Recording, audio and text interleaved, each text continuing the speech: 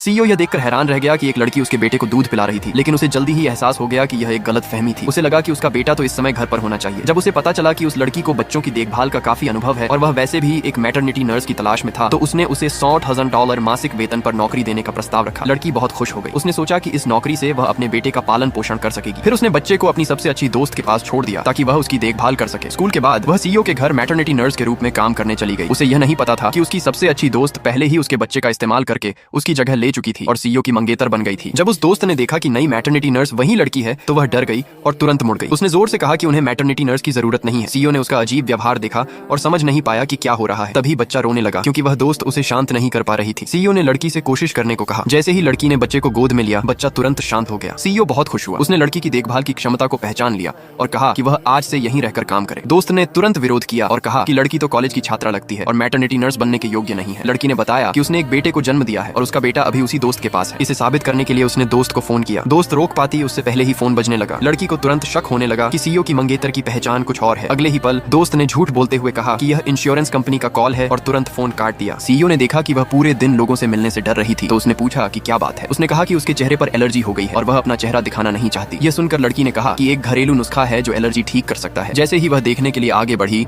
दोस्त ने उसे धक्का देकर गिरा दिया। सीईओ गुस्से में आ गया। उसे समझ नहीं आया कि वह आज इतना अजीब व्यवहार क्यों कर रही है। लड़की ने कहा कि शायद यह प्रसव के बाद का डिप्रेशन हो सकता है, जिसमें कभी कभी भावनाएं असामान्य हो जाती हैं। यह सुनकर भी सीईओ का शक खत्म नहीं हुआ। हर चीज उसे यह सोचने पर मजबूर कर रही थी कि मंगेतर शायद वही महिला नहीं है जिससे वह 1 साल पहले मिला था। सच जानने के लिए उसने अपने लोगों को उस महिला के डिलीवरी रिकॉर्ड की जांच करने का आदेश दिया। स्कूल लौटकर लड़की लंच लेने कैफेटेरिया गई। उसने देखा कि उसके कार्ड में सिर्फ $1 बचा है, जिससे सिर्फ एक सब्जी की डिश ही मिल सकती थी। स्टाफ ने देखा कि वह अकेले बच्चे को पाल रही है, तो उन्होंने उसे मुफ्त में एक मांसाहारी डिश दे दी। लेकिन बाकी छात्र उसके शरीर से दूध की गंध के कारण उसे पसंद नहीं करते थे। उसने उन्हें नजरअंदाज किया और खाना लेकर बैठ गई। अचानक उसके चाचा और चाची वहाँ आ गए। लड़की डर गई। असल में उसकी दोस्त ने $200,000 देकर चाचा चाची से कहा था कि वे उसे ले जाएं ताकि वह उसकी पहचान बनकर रह सके। चाचा चाची ने पहले ही पैसे ले लिए थे और उसे अपने गांव ले जाकर एक बूढ़े आदमी से शादी कराने वाले थे। उसी समय दोस्त भी वहां आ गई। उसने लड़की की मदद नहीं की, बल्कि उसे मजबूर किया कि वह गांव जाकर शादी कर ले। उसने कहा कि वह बच्चे का ध्यान रखेगी। तभी लड़की को अपनी दोस्त की असलियत समझ आई। उसने अपने बच्चे से अलग होने से मना कर दिया, लेकिन चाचा ने उसे जबरदस्ती कार में बैठा दिया। उधर सीईओ की जांच से पता चला कि मंगेतर बच्चे की असली मां नहीं है। उसने पहले ही नोटिस किया था